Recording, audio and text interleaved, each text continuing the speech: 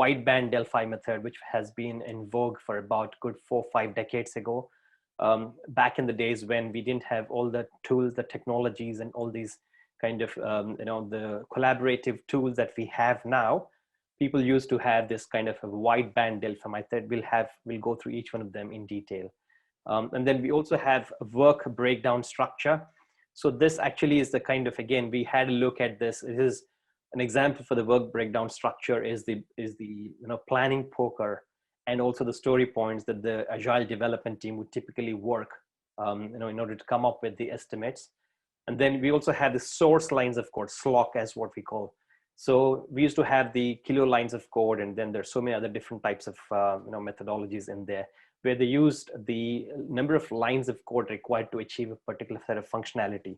So that's where the function point, for example, is another way to actually arrive at the kind of size, and from there the effort, and using productivity, they will be arriving at the cost.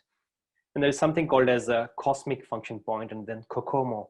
COCOMO is a constructive cost model. So it's basically, again, based on the function point, but it actually has a little bit fairly more advanced features in terms of adding the cost and having different tables for each of the languages and productivity.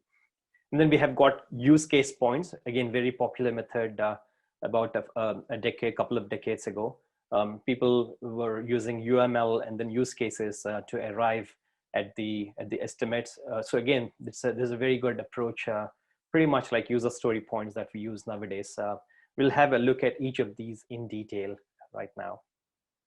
So when we talk about wideband Delphi method, so it says Delhi, so it's actually Delphi method. So it's a mistake, sorry. So Delphi method is actually kind of an expert view of something. So people who you bring in the experts into a particular room, and then you ask them to have a look at each of these, and then they come up with their own estimate in terms of how much each of the particular functionality would size up. And based on that, they would say that their own subjectivity, their own experience add together, they actually put together a kind of estimate. I think this would take roughly 20 days.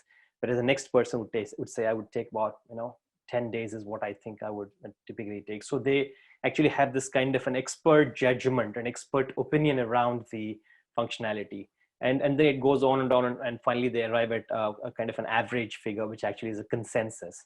I think the basic functionality is similar to that in terms of the basic concept of planning poker is similar to that. We'll go into that slightly later. And then in terms of the source lines of code, is basically computed. For example, I was talking about a situation where 20 years ago, I actually was working on some of the statistic project using SPSS, which is a software used to actually come up with statistical analysis of data. So then I wrote a program about 15,000 lines of code for doing a linear regression for applying a linear regression on a set of data. And you know what? The same set of data now using Python, you just need to write just one line. Of course, you need to import the library into the code, into the library of the respective functions. And once you import it, all you need to write is just one line to call that function, and Python does everything. So you don't have, just imagine 15,000 lines of code in SPSS 20 years ago is actually equivalent to one line of code in Python.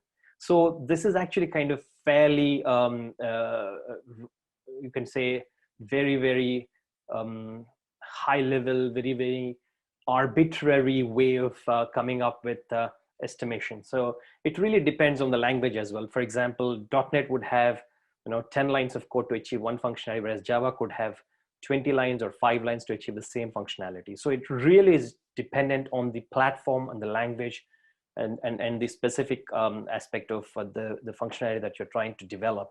And that's where I think it's not really a good measure for coming up with the sizing or the effort to work on a particular website or a web application.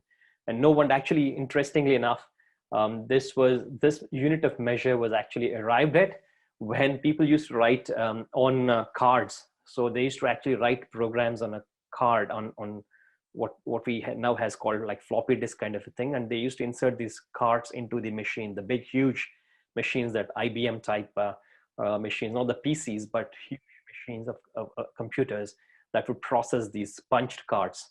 So the lines of code were actually a kind of unit of measure which was used back in those days. How many? So on one card, you can only write one line or one particular call of that particular software. So I'm talking about COBOL, or for example, Fortran, or even before that, some of the very, very old ADA type of languages. So this was when back in those days, but now I don't think it's a really good unit of measure nor a good method to go with.